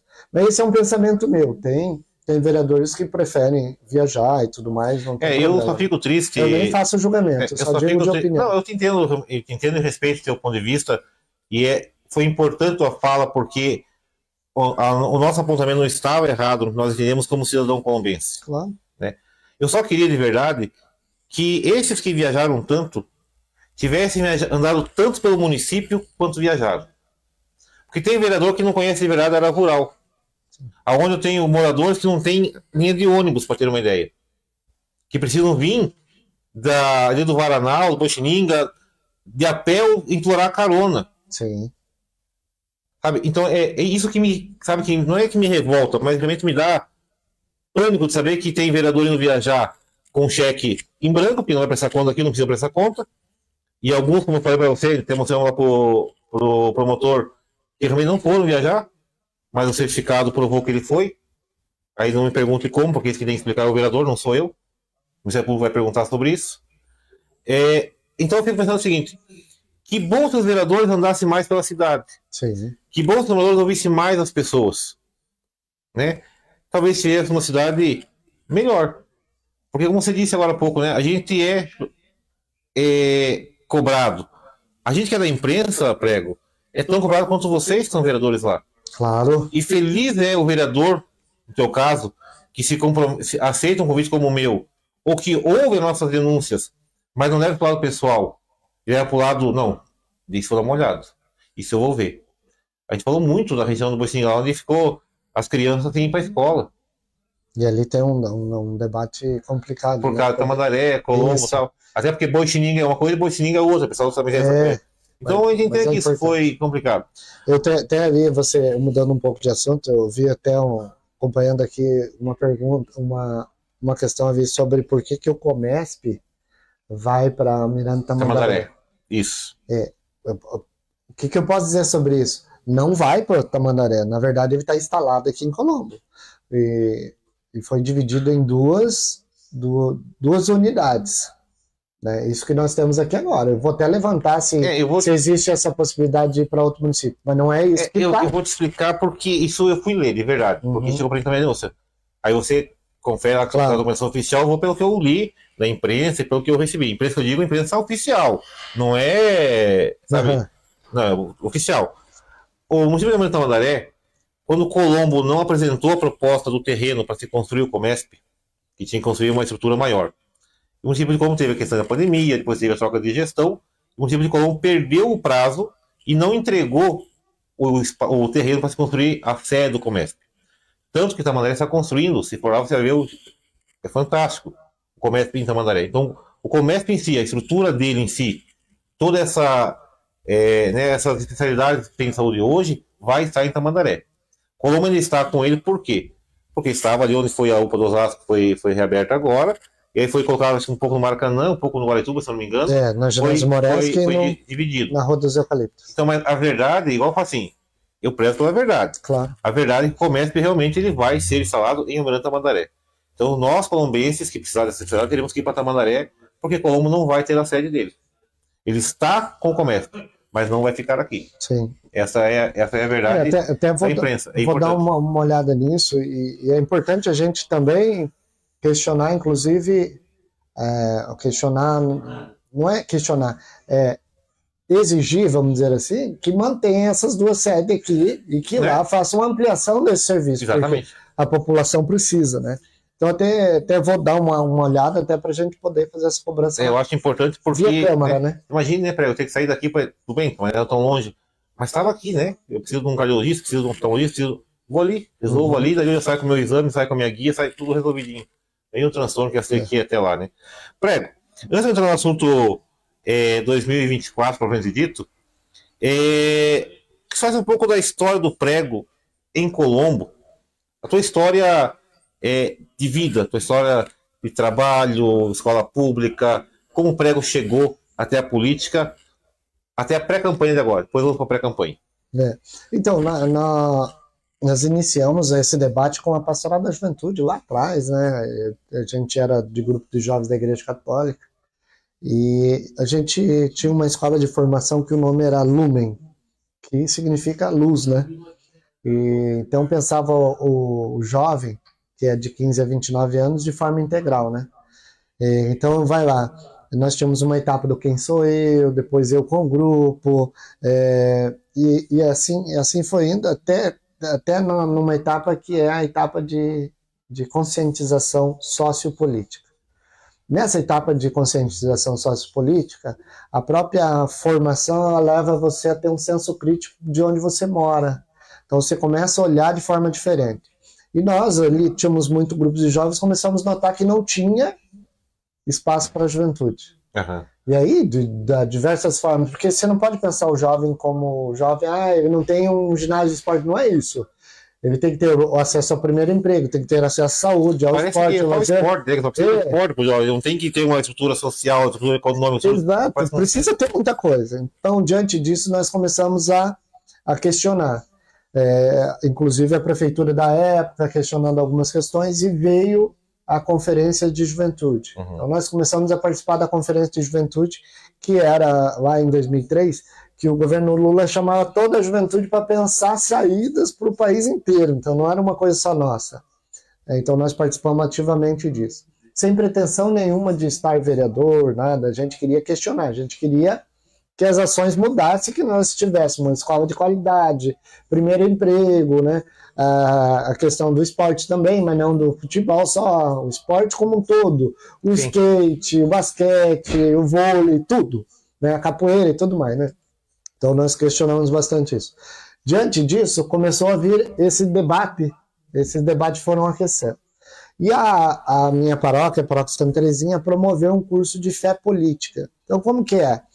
A participação do cristão católico dentro da política segundo os documentos da igreja. E a gente, como é curioso, nós fomos, e não fui sozinho. Sim. A gente foi com bastante gente do grupo de jovens e começamos a participar disso e conciliou que o pároco da época ele queria promover esse debate de consciência política dentro dos fiéis, mas também incentivava os fiéis a entrarem para a política partidária e para a política mandatária, né? Uhum. E daí nós reunimos um grupo grande de liderança da Igreja Católica, da Paróquia Santa Terezinha, para fazer o debate de qual pessoa seria.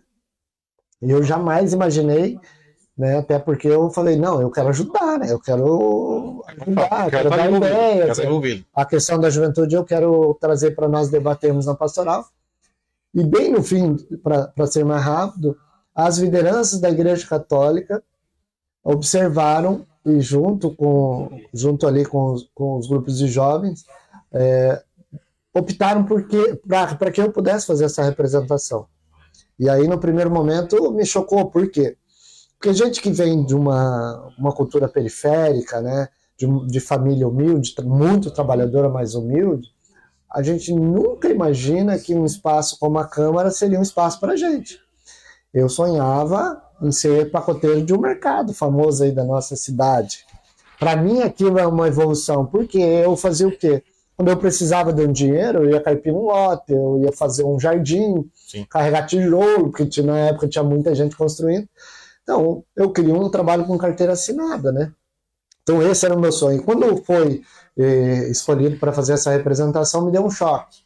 E eu pensei, se foi sozinho, eu não dou conta, e segundo que eu sou muito bocudo e vou arrumar muita briga. Então, nós temos que construir um mandato diferente, não melhor nem pior, mas assim, um mandato diferente, e construímos essa versão aí do mandato popular participativo. Por incrível que pareça, qualquer pessoa do município de Colombo pode participar das nossas reuniões, questionar, pontuar, né, e ajudar a gente a construir, que é o mais importante. Por quê? A partir do momento que é colocado uma pauta em debate dentro desse grupo, ele deixa de ser do vereador. Sim, passa a ser desse coletivo. A defesa também é desse coletivo. Né? O anúncio e a denúncia é desse coletivo. Sim. Então, fortalece muita gente. Sabe que eu sinto falta, Prego, em Colombo? Quando eu era do Grêmio Estudantil do Lacerda Braga, a Câmara Jovem de Colombo. Você chegou a acompanhar esse processo? Não, mas eu lembro que tinha. A Câmara Jovem de Colombo era assim: cada colégio indicava um aluno, fazia uma votação interna do colégio, o colégio indicava um aluno e esse aluno ia para a Câmara Municipal, sentava na cadeira de vocês lá. Sentava e representava a juventude da sua região. E daí saía projetos, e projetos aprovados pelaquela comissão, para aqueles jovens alunos, era encaminhada para a Câmara Municipal debater e fazer virar projeto. Legal. Então, cada colégio de Colombo tinha um representante. É uma pena que se perdeu pelo caminho. A política tem que ser feita de projetos duradouros, que são bons, e não politiqueiros, né? Passou o mandato de um, acaba e fica de lado. Vou passar pelo chat pela última vez aqui, e depois eu vou fazer uma pergunta, na verdade, duas em uma, porque a live foi longa. Mandar um abraço aqui para o Adalto Ribeiro, também mandar um abraço para a Eliana, para o Lucas Furtado, para o Douglas Colombo, olha o Douglas Colombo aqui, ó. Para o Adão Xavier, para o Michel Costa, Michel ali? Michel. Também para o Claudinho Gaúcho, forte abraço, Claudinho. Para o Célia Júnior, para o Maicon Silvério, forte abraço, Maicon. Maicon Silvério, você conhece ele, né? É ali do Paloma, ele acho que era militante do PT, né? Se não me engano. O Claudinho Peixoto está assistindo, forte abraço. Cláudio, Suzana Santos. Bom, é tanta gente, de verdade, professor, se tudo isso aqui estiver parecendo que for real, eu tô assustado. Sério, Prego, de verdade. Prego, duas perguntas que eu não posso fazer para você. Isso realmente eu preciso te perguntar. Fique à vontade. Eu estive numa sessão da Câmara Municipal, você vai lembrar disso, e naquele dia o assunto era sobre homofobia, e ali houve um desrespeito muito grande quando mais da metade dos vereadores se levantaram e foram embora. Sim. Deixaram a pessoa que estava usando a tribuna desrespeitar a pessoa, na verdade. Não vou entrar na questão LGBTQIA+, agora. Não vou entrar nesse assunto.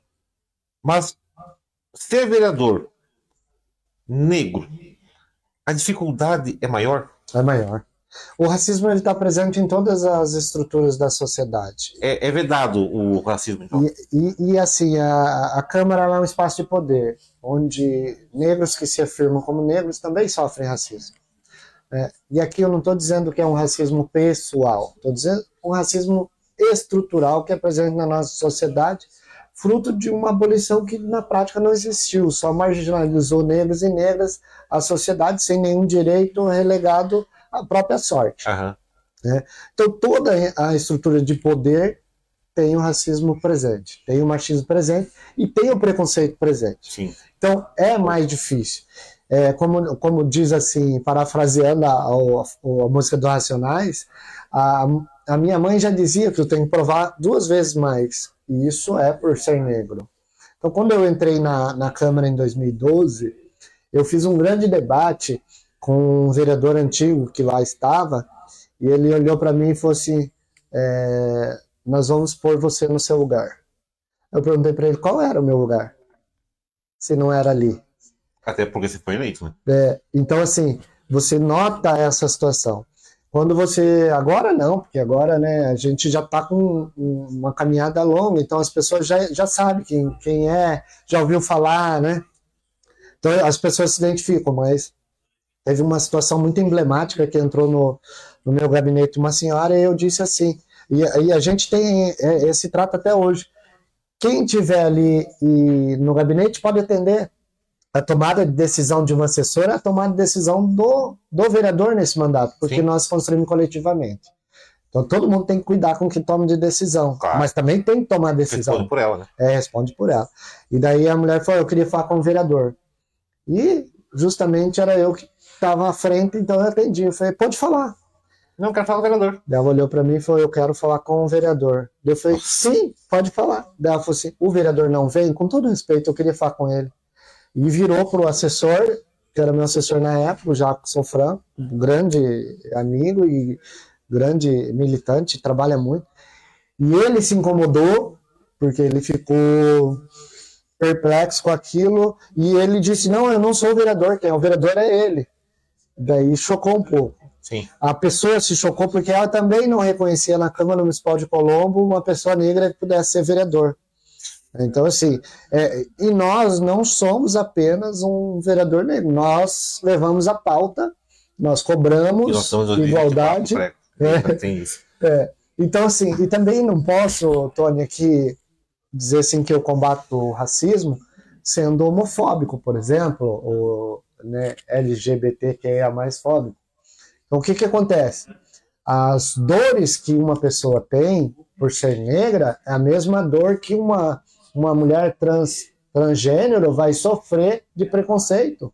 Então, nosso mandato abraça todas essas situações. E nós queremos discutir todas, respeitando o lugar de fala dessas pessoas, que eu não posso falar no lugar de uma mulher que sofre violência, por exemplo, ou de uma mulher. Mas no país chegou a 84 mil estupros. Sim. Foi usado, saiu ontem, inclusive. Eu não posso dizer que eu imagino que uma mulher trans sofre, mas eu escuto e essa pessoa junto com a gente vai construir políticas públicas necessárias para mudar a realidade de muita gente. Eu sempre penso que a melhor bandeira de um legislador ou de alguém que é o povo. Exato. Porque quando eu sempre assim, eu não me coloco nesse papel. Não, mas eu enxergo o que ela está passando. Eu estou vendo o que ela está passando. Não é porque eu não sou negro, não é porque eu não sou isso, que eu não posso brigar por aquilo. Como que não? Posso e devo. Devo. É meu direito como cidadão, é minha obrigação não é como cidadão. Uhum. Prego, tá longo, mas tem que fazer a última pergunta. Tá bom. Porque ficou bem longo mesmo. A pergunta vem sobre eleições deste ano. Uhum. A pergunta aqui. Pergunta ao vereador. Vou pensar de uma forma mais suave. A eleição desse ano, a gente sabe que, a princípio, temos o prefeito Helder indo para a reeleição, tem a ex-prefeita Beth Pavim como pré-candidata a prefeita, e tem o Sérgio Pinheiro, pré-candidato a prefeito, e o Fernando Sangue Laranja, do PT, candidato a prefeito, pré-candidato a prefeito. A pergunta que está rodando na internet, e não é de hoje, é que, como todo mundo sabe que o secretário de comunicação, Né Ribeiro, é do PT, ou tem força no PT, ou liderança no PT, ele tem um certo livre acesso à gestão do prefeito Helder. Tendo o candidato a prefeito do PT, que é o Fernando Sangue Laranja, a situação do PT, do partido a qual você está numa federalização, né? Uhum. O PT ele vai estar, foi de comum acordo os membros da chapa, há rachaduras, ainda isso pode mudar do decorrer do caminho, e o PREV estará, de fato, na campanha do Fernando Sangue Laranja, ou vai se sentir neutro, porque existe um compromisso do PT, através do Onéias, claro, né? Da base, porque o PT, desde que eu conheço o PT, Prego, ele tem a rachadura interna dele, sabe? Uhum. Tipo, um grupo que é pra cá, um grupo que é pra lá, e assim, A história do PT, eu não imagino que isso ia se sujeitar a fazer um partido de uma campanha mais ou menos. Isso não é do PT. Sim. Pelo menos é o que eu acredito. Pelo que eu estudei lá desde o tempo do Vilmar Rios. Qual é a real situação do PT na campanha eleitoral de Colombo, que está prestes a começar após as convenções desse mês agora? Então, a questão real do PT é que tem candidatura própria e os filiados e todo mundo ali das federações vão fazer campanha pro Fernando. Fernando. Então, o nosso candidato é o Fernando. A vice? A vice, nós estamos discutindo, mas há uma possibilidade de ser a nossa, que é a nossa pré-candidata, é a Lúcia do PCdoB. Uhum. Então, assim, o Fernando vem da Copel, é o nosso pré-candidato a prefeito. Nós já estamos construindo o apoio para ele, vendo toda essa questão das lideranças, estamos abrindo também campo para ele abrindo, inclusive para os filiados e filiadas do PT também dentro daquilo que ele já tem de história. Então, o Prego e o PT estará com o Fernando Sangue Laranja. Né? Agora, nós podemos dizer por todos do PT? Não. E nem tenho essa pretensão. É a chamada caçadura interna do partido que sempre existe. E não vou dizer que assim que cada um está livre para fazer, né? Até porque isso não vem de mim, mas assim, o que nós queremos construir é um programa vendo todas as necessidades que nós enxergamos enquanto Partido dos Trabalhadores de Colombo, uma necessidade de mudança para a nossa cidade. Então nós vamos apresentar um projeto para a cidade, vamos debater isso. O Fernando irá em todos os debates, vai cumprir essa tarefa do debate. Nós sabemos que boa parte das candidaturas são ligadas à direita. A única candidatura identificada como candidatura de esquerda é o Fernando. Então, assim, nós temos muito para crescer, nós temos muito para construir, mas vai chegar um momento que a população vai ter que decidir se é esse projeto que ela quer ou se é outros projetos. Mas nós estamos com o Fernando. Prego, obrigado pela tua resposta. Quero agradecer aqui a todos vocês que estão no chat, que mandaram mensagens, são muitas mensagens, não consigo realmente responder todas. Porque se eu fico olhando o chat, eu não dou atenção para o olhado. Aí eu comento o mesmo erro que o vereador comete lá na sessão, embora que eu não tenha regimento interno. Prego, queria que você se despedisse do nosso público, mas de antemão, obrigado mesmo por ter aceito o convite, por ter vindo até aqui, sentado conosco, debatido realmente assuntos importantes para a cidade, para que as pessoas tomem conhecimento da verdade de fato e não do disque me disque. Fique à vontade, considerações finais. Então, agradecer, Tony, você, a teu público que está aqui, as pessoas que mandaram questionamentos, né, que mandaram elogios também, parabenizar pelo podcast.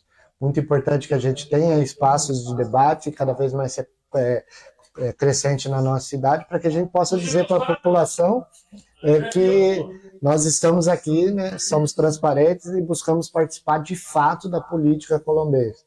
E aí a se expor, a se colocar e tomar, inclusive, lado, né? Nós estamos aqui, firme aqui. Então, agradecer você, agradecer o Samir, que é um grande amigo, o melhor tocador de berimbau que eu já vi. O melhor de Colombo, com certeza. Né?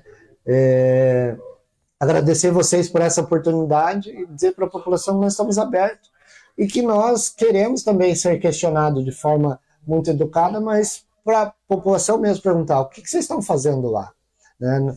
Eu estou pré-candidato a vereador novamente e eu digo assim, que antes da gente chegar lá na etapa da eleição, a gente tem que prestar conta de tudo aquilo que a gente fez. Sim. Então, as nossas ações são públicas, são transparentes e estão à disposição. E um grande abraço aí, Prego. Muito obrigado. Quero agradecer, Prego, de verdade. Vocês que ficaram conosco aqui até esse horário. Agradecer aos mais de 7 mil que assistiram a live com o Douglas Colombo e aos quase 10 mil, Prego, da Rádio Colombonautas da última terça-feira. A todos vocês, muito obrigado. Espero que tenha sido proveitosa a conversa. Assista, compartilhe, tire suas dúvidas. As perguntas aqui eu vou mandar tudo para a assessoria do vereador para ele conversar, para ele responder aos questionamentos. Agradecer ao Samir, ao Vitor, ao Michel, seu senhor que está aqui dando apoio para nós. Todos vocês, forte abraço. Conte comigo. Boa noite.